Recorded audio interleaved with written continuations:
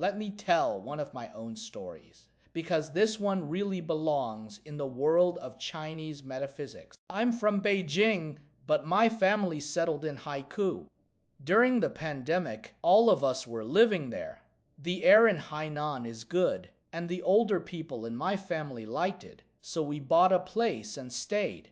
By a strange coincidence, through a friend's recommendation, we ended up buying an apartment in a teacher's residential building inside a school campus. It wasn't even planned that way. But the elders in my family liked it. They felt that living inside a school meant there was human energy, life, movement, and a cheerful atmosphere. Then the pandemic hit.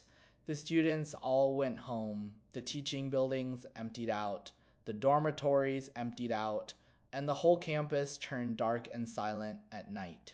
I was living in that teacher's building, and because the campus was large, it had everything inside: running tracks, a library, small stores, and plenty of places to walk around. Even during lockdown, the gates were sealed, but those of us already living inside could still move around freely on the campus.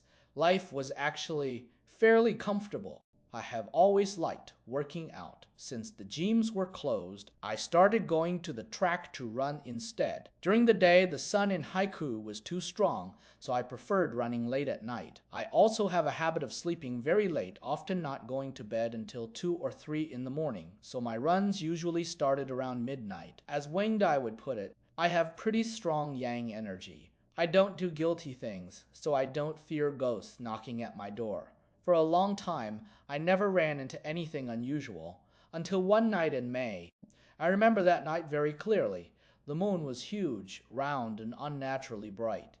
It was one of those nights when the moonlight feels almost excessive, as if the air itself is filled with spiritual energy. A little after midnight, I went downstairs, headed to the track, and started warming up. Because the school was completely empty during the pandemic, the central lawn inside the track had been left unattended for a long time. The weeds had grown to almost half a meter tall. I started running as usual. After a few laps, the wind suddenly picked up. At first, I thought it felt wonderful. I was sweating, and that cool breeze made the run feel even better. Then, out of the corner of my eye, I noticed something in the middle of the field. Deep in the grass, there was a green light flickering on and off, like a little green bulb blinking in the dark. Every time the wind bent the weeds, that faint green light would appear and disappear again. Naturally, I got curious. I slowly walked toward it because the grass was high and thick. By the time I got to the center of the field, the wind had become much stronger, almost like it was trying to stop me from getting any closer. But I didn't think too much about it. I just wanted to know what that green flicker was. Some strange treasure from heaven and earth. Some spiritual object. When I got within maybe 8 meters of it, I finally saw what it was. It was a weasel. The top of its head was white, and its body was yellow. It was facing the moon and bowing. The posture was bizarre, almost like someone seated in a ritual pose. It wasn't standing upright like a human, but it was half sitting in a very human-like way, with its front paws held out in front as though it were worshipping the moon. I had seen weasels before, but I had never seen one with a patch of white hair on top of its head.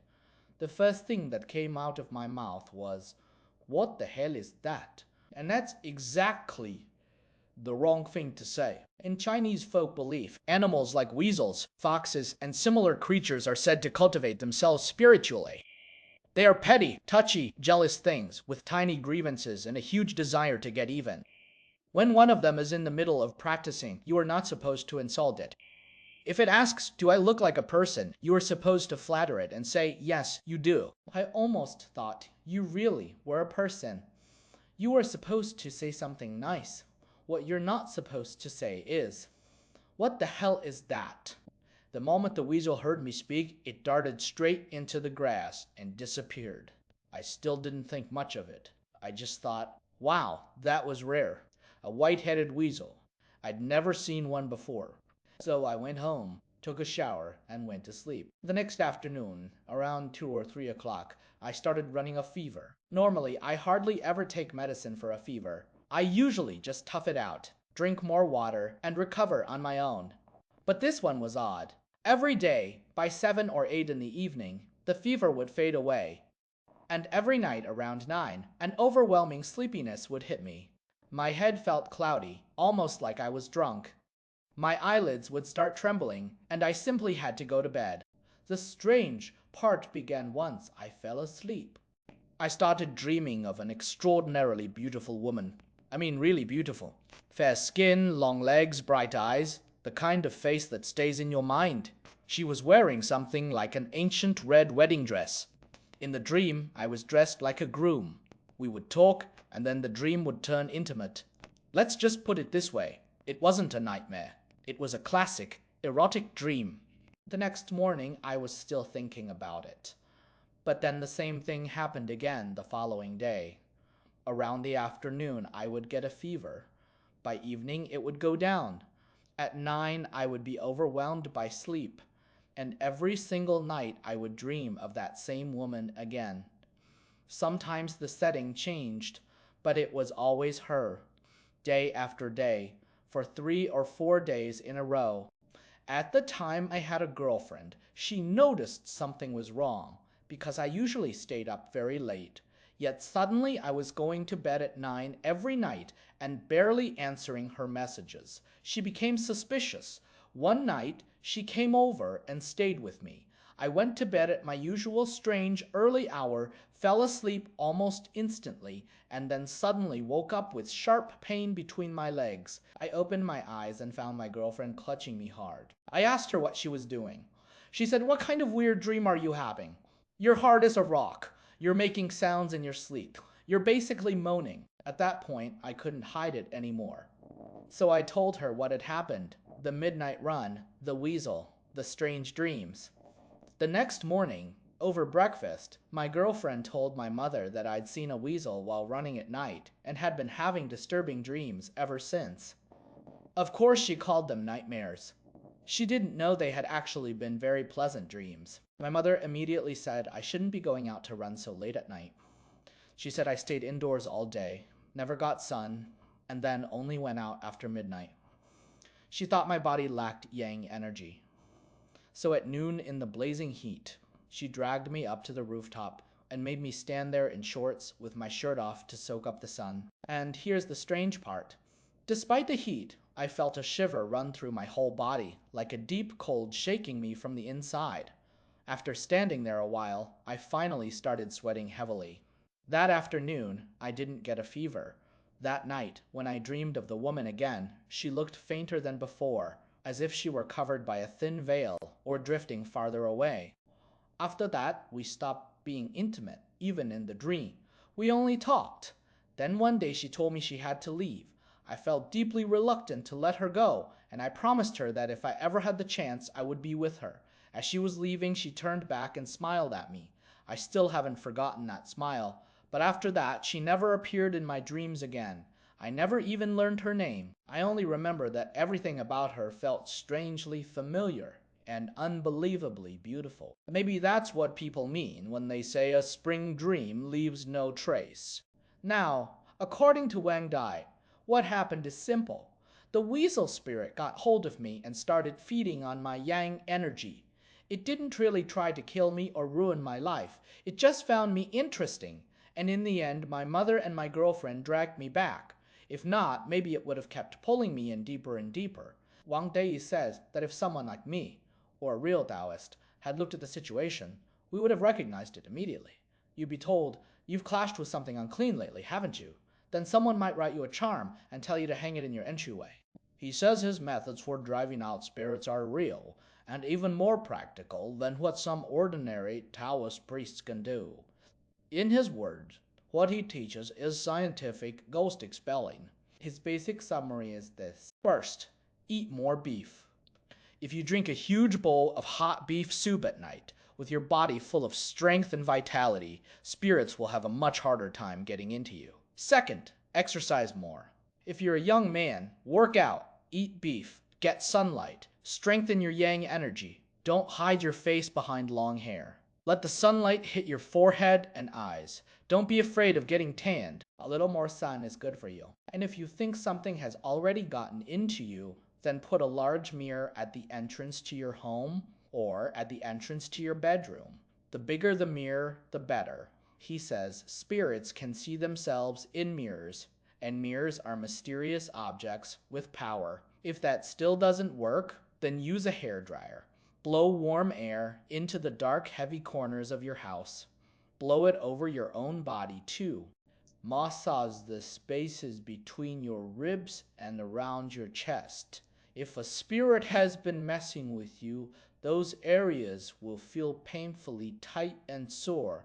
Use scraping techniques, massage, and pressure.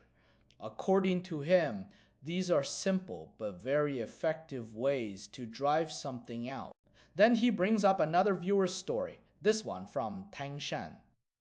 That viewer came from a family where one side practiced Chinese medicine and the other side dealt with spirit work, the kind of people who look at things and handle hauntings.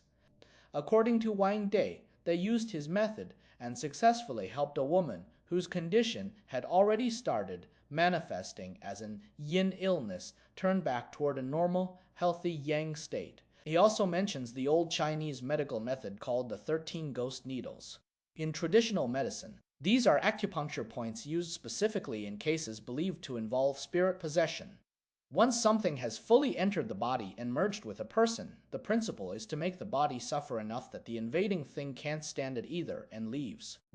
In his crude way of explaining it, he says it works almost like electrocuting both of them at once. Since the spirit and the person are tangled together, when the person hurts, the spirit hurts too. That's how it gets forced out. Then comes another story, this time from a viewer remembering junior high school in Shandong in 1992.